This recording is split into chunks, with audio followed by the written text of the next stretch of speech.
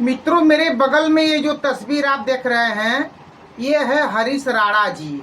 सबसे पहले तो मैं भगवान से हाथ जोड़कर विनती करता हूँ कि हे भगवान, इनके आत्मा को शांति दे।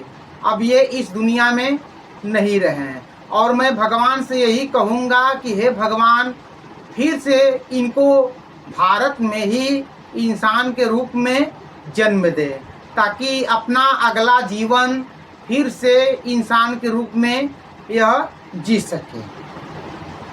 तो मित्रों, मैं ज़्यादा घुमाऊंगा नहीं, तो आइए हम हरीश राणा जी के बारे में बात करते हैं। दोस्तों, मैं सच्ची दिल से कह रहा हूँ, मैं लाइक, कमेंट और व्यू के लिए वीडियो नहीं बना रहा हूँ। और हो सके तो आप लोग लाइक, कमेंट, व्यू, और हो सके तो आप लोग लाइक, कमेंट मेरे वीडियो को करिएगा भी मत। सच दिल से बता रहा हूँ। दोस्तों, मैंने अपनी ज़िंदगी में, इतना मेरा उम्र हो गया, बहुत सी सारी मौतें देखी हैं, परंतु इस दिल को उतनी तकलीफ़ें नहीं हुई जितना तकलीफ़ ये हरीश राणा जी जब मरे मुझे हुई।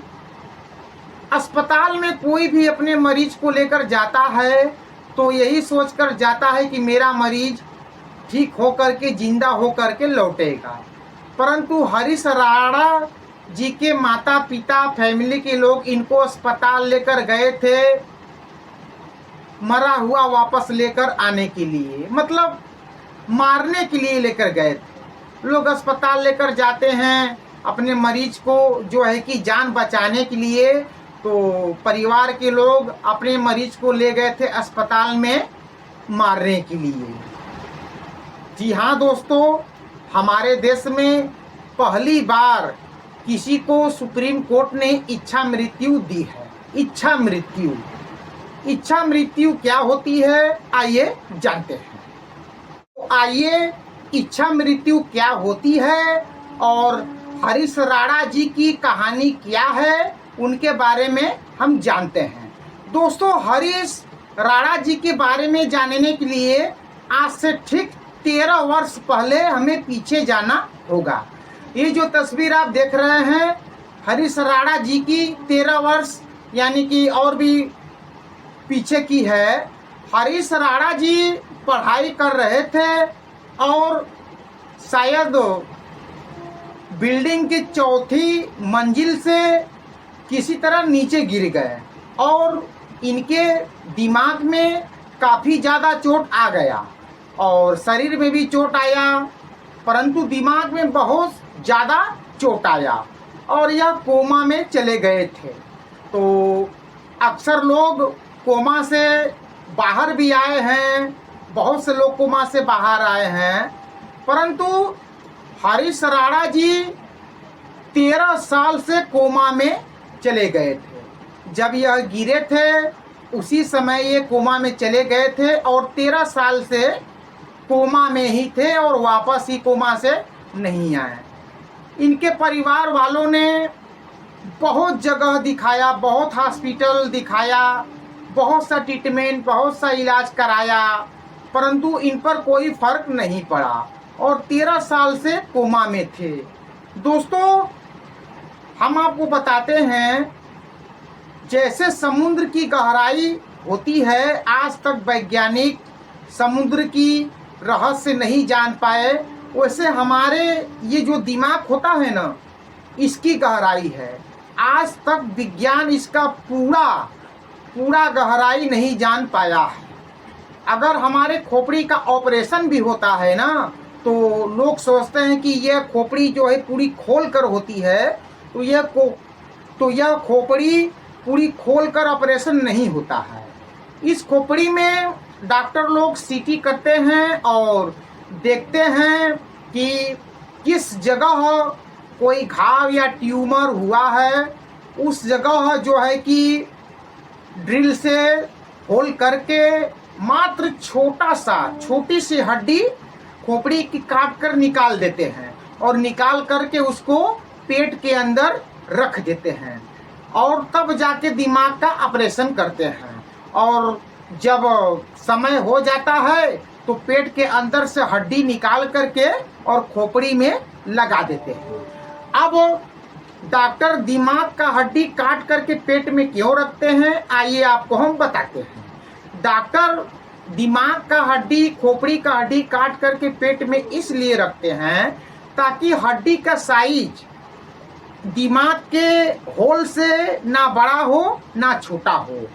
हड्डियों को भी खून चाहता है और पेट में रहेगा तो हड्डी को खून मिलती रहेगी और जो है कि हड्डी बेसाइज नहीं होगी। तो डॉक्टर खोपड़ी का ऑपरेशन भी करते हैं तो पूरा खोपड़ी खोलकर नहीं करते हैं, जहाँ करना होता है बस वही ड्रिल से होल करके छोटा सा जो है कि हड्डियाँ निकाल लेते हैं और वहाँ पर ऑपरेशन करते हैं। खैर ये तो खोपड़ी का जो ऑपरेशन होता है, ट्यूमर वगैरह, इसके लिए हम आपको बता रहे हैं। परंतु आखिर क्यों ये भैया जी कोमा से वापस नहीं आए और 13 वर्ष तक कोमा में रहें। 13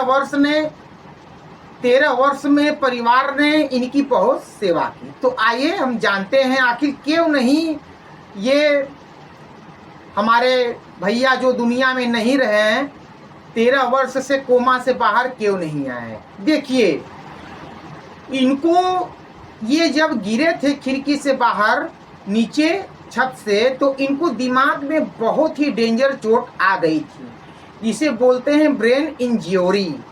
ब्रेन इंज्योरी यानी कि दिमाग के अंदर कोई ऐसा पार्ट्स क्षतिग्रस्त हो जाता है जिसका ऑपरेशन नामुमकिन होता है।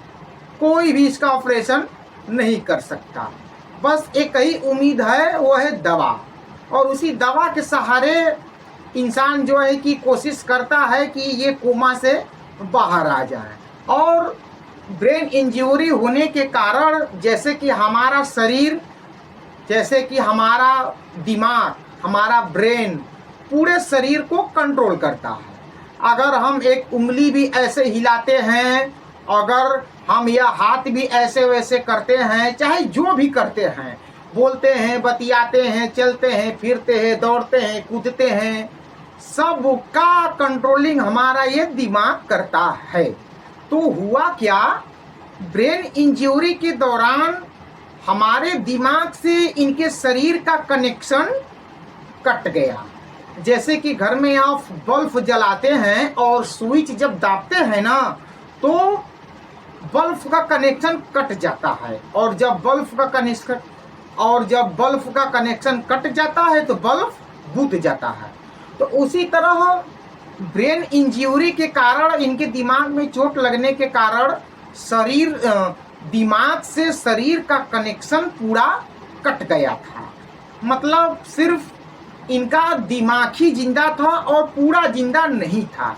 ये अपनी कॉन्शियस, मतलब कि सोचने समझने, किसी को पहचानने और दर्द महसूस करने की शक्ति खो चुके थे और किसी को पहचानते भी नहीं थे। सिर्फ और सिर्फ ये आंखें खोल रहे थे और बंद कर रहे थे। मतलब एक तरह से मान के चलिए ये मतलब कि मर ही चुके थे। और जो है कि मैं तो यही कहूँगा, हे ऊपर वाले, अगर कोई किसी का एक्सीडेंट हो, अगर उसको बचाओ तो अच्छे से बचाओ। ऐसी ज़िंदगी ना दो कि बेचारा बिस्तर पर ही 13 साल 14 साल पड़ा रहे और परिवार इसी उम्मीद में इंतज़ार करता रहे कि मेरा बेटा वापस आएगा और जो है कि जो इनके साथ हुआ है और किसी के साथ ना हो। तो ये भाई साहब आज से 13 वर्ष पहले चौथी मंजिल से गिर गए थे और इनके दिमाग में काफ़ी ज़्यादा चोट आ गई थी और उस चोट के कारण दिमाग से शरीर का कनेक्शन कट गया था, शरीर निष्क्रिय हो गया था, शरीर एकदम काम नहीं कर रहा था। तो 13 साल से ये लाइफ सपोर्ट सिस्टम मशीन पर लेटे हुए थे। सोचिए, लाइफ सपोर्ट सिस्टम मशीन पर ये लेटे हुए थे और मशीनों के जरिए ये 13 साल जिंदगी जी रहे थे। जी हाँ, 13 साल। अब लाइफ सपोर्ट सिस्टम क्या होता है, आइए आपको हम बताते हैं। लाइफ सपोर्ट सिस्टम यानी कि एक ऐसी मशीन होती है, जैसे कि आप ऑक्सीजन नहीं ले पा रहे हैं और जो है कि आपका शरीर खाना नहीं पचा रहा है, तरह तरह के कार्य जो शरीर आपका कर रहा है उसका पूरा कार्य मशीन करता है। तो दिमाग तो शरीर को छोड़ दिया था, दिमाग का शरीर से कनेक्शन कट गया था, तो शरीर का पूरा कार्य लाइफ सपोर्ट सिस्टम मशीन कर रही थी। तो उसी मशीन के जरिए ये भैया जो है कि 13 साल तक जिंदा रहे। डॉक्टरों ने लगभग 5-6 साल पहले ही जवाब दे दिया था कि ये अब कभी भी कोमा से लौटकर बाहर नहीं आएंगे।